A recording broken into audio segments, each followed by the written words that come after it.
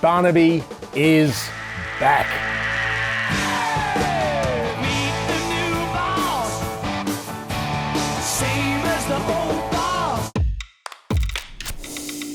Here is the man, a man of vision and integrity, precisely the man that Australia needs to take it boldly into the 20th century. We believe in coal-fired power, we really do. Here is a Deputy Prime Minister that fits perfectly with the government. He doesn't get bogged down in red tape. He has an intimate rapport with the quiet Australians. Here's a man who loves his footy. He loves a beer. He's great with women. He loves women. He's a family man. Such a family man, he started 2 families. Here's a man of culture, a man who embraces multiculturalism.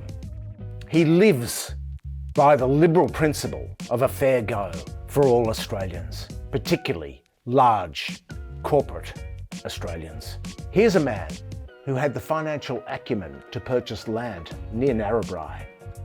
Later, Santos announced it would be fracking for coal seam gas near Narrabri.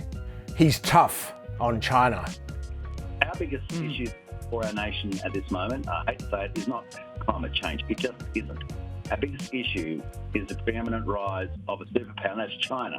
He cares deeply, so deeply, about the drought-stricken farmers that he spent not 1, not 2, but 3 weeks over a 9-month period when he was special envoy for the drought, out in the bush with the farmers.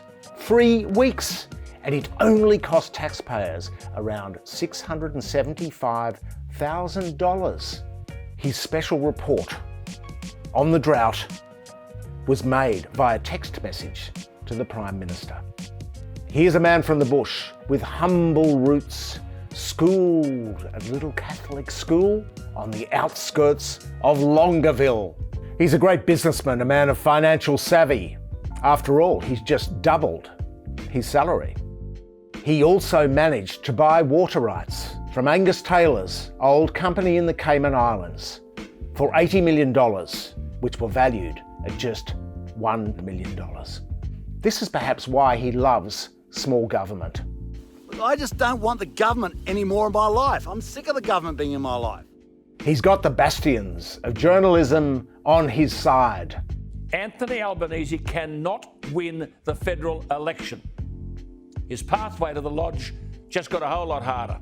With Barnaby Joyce back in the upper echelons of the coalition leadership team, common sense will prevail. Here is a wordsmith, a man of letters. This is the man we need in time of crisis to build on the government's terrific response, its world-class response to the pandemic. It's not like we should be focusing on the 40 million doses of Pfizer vaccine that Scott Morrison's government turned down last July.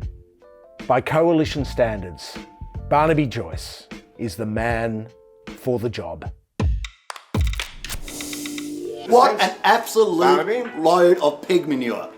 Not sure about the manure, but our slush range of Rortsware definitely has pigs on it.